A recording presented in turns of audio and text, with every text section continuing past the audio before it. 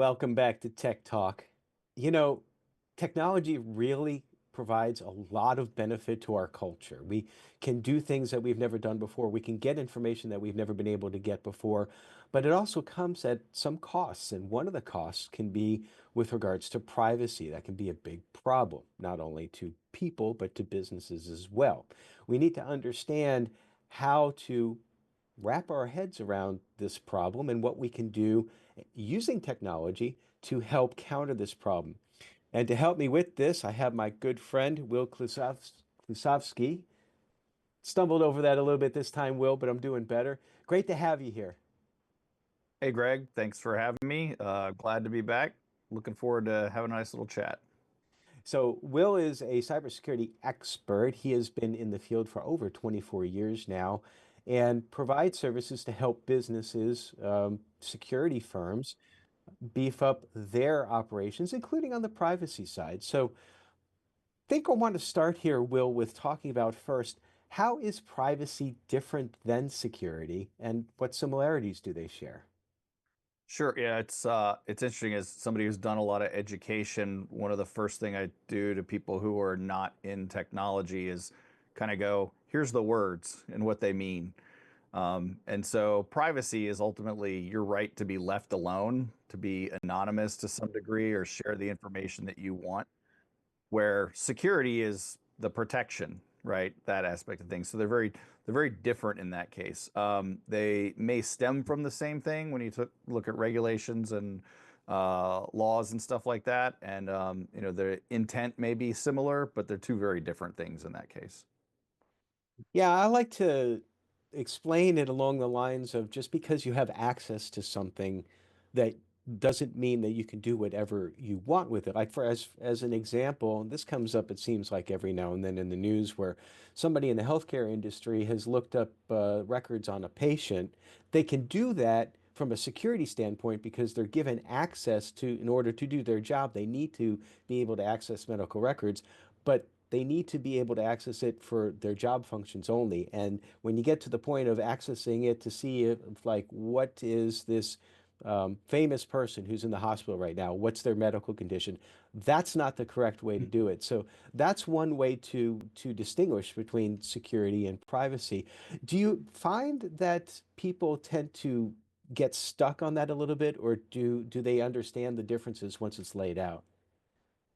I think it really depends on who you're talking to. I think to what we call the end user, so the layman, the user of all the systems, they probably get some education that says, "Hey, just because you have access to this doesn't mean you need to look at it."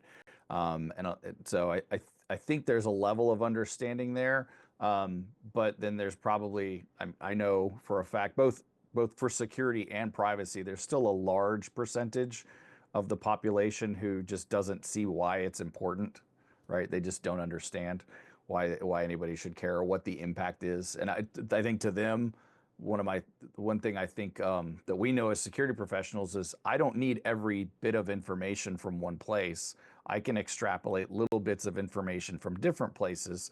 So if I can find enough bits of information about you from different locations and piece that together to find out whatever it is I'm trying to ascertain as a baddie, then that's why it matters, right? To those individuals who's like, well, I have access to this system, but it doesn't matter because nobody cares about people's email addresses and phone numbers and things like that. Anybody can find it, and then that's not true.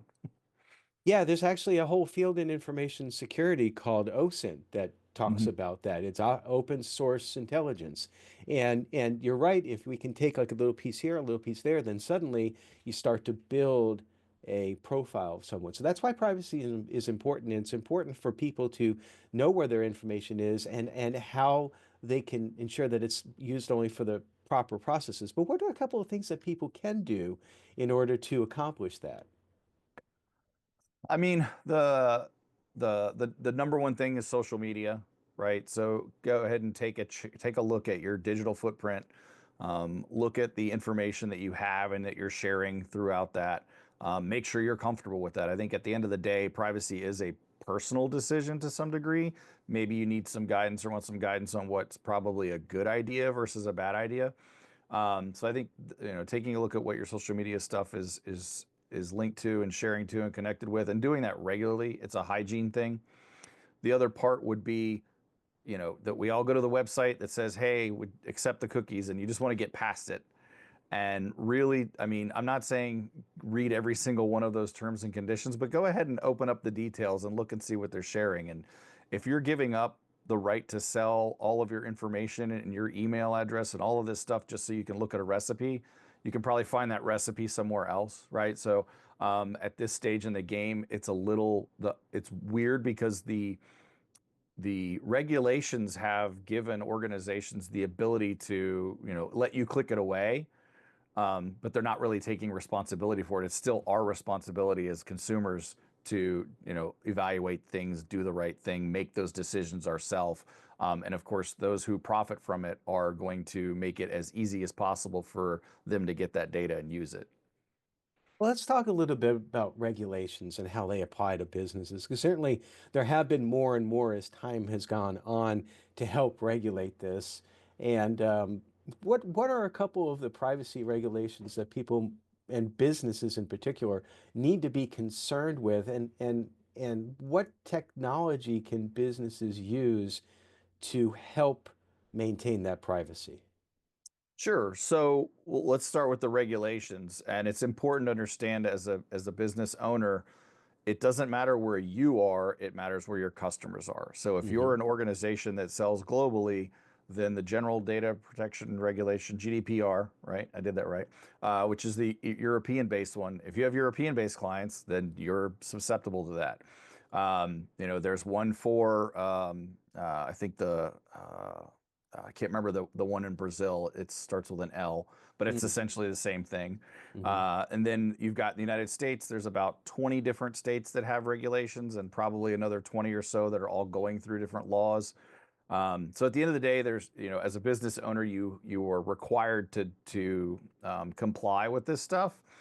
What it really comes down to, and this will kind of help lead into where the technology comes into play, it's a couple of things. One, you have to protect the data to a certain level.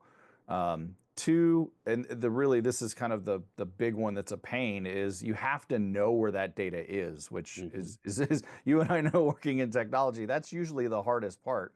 So every time somebody's personal information is copied to a different spreadsheet or sent to a different cloud provider or shared with somewhere else, you have to be able to know and track all of that. And the biggest headache would be if somebody says, hey, I want you to delete all my data, and you have to be able to do that. Right, the right to be forgotten. That's what I was really am always concerned with, because how is that technologically possible if you don't know where the data has been copied? So there is tooling for that. Without getting too technical into it, you can and the reason data privacy is a legal issue, and it's one of those things where I'm always like, as a security person, hey, you can do, here's my recommendation, but always go to your counsel, go to your legal, find out what they want you to do. And I say all that because they've been using what's called e-discovery tools for a long time, which says, Hmm. hey, I need you to find every social security number in my environment. And then it goes out and searches it, or find these, everything that looks like an email address, and find it. So there are tools to help you find that. A big portion of this is getting into data management, where you actually have somebody who understands how all the systems work, how the data's flow, and they are monitoring regularly the quality of the data, the governance of it. Is it compliant? Where that lineage, where is it going, and where is it changing? So that's becoming a whole new, I don't want to say new career field. I think we kind of had data scientists forever, but now they're kind of doing some different stuff with this side of the house. So there is technology to help with it. The other part being, non-technologies, a lot of it is policies too, right? So one of the big things as a consumer you can see is, when you get presented with information that somebody's going to share, or wants your private personal data, it should say in clear language what they're going to do with it, and who you contact if you want something, deleted, done about it, whatever that is. Like, and that should all be not legalese speak, right? That's one of the big things that at least GDPR defined. Very important for everybody to understand that with this technology of being able to access all sorts of items, that it's not as simple as just picking up the phone or typing an email and saying, I want my data erased from everywhere. It is not that easy. And it's probably safe to say that it can never be complete because data can end up in so many different places. So that's just something to keep in mind. Technology is great, but there are limitations to what it can be done. I don't think that people actually understand sometimes just how much it takes on the back end to do simple tasks like that.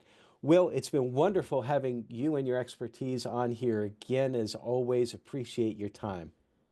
Yeah, Greg, thanks for having me. Look forward to doing next time. All right, we'll be right back.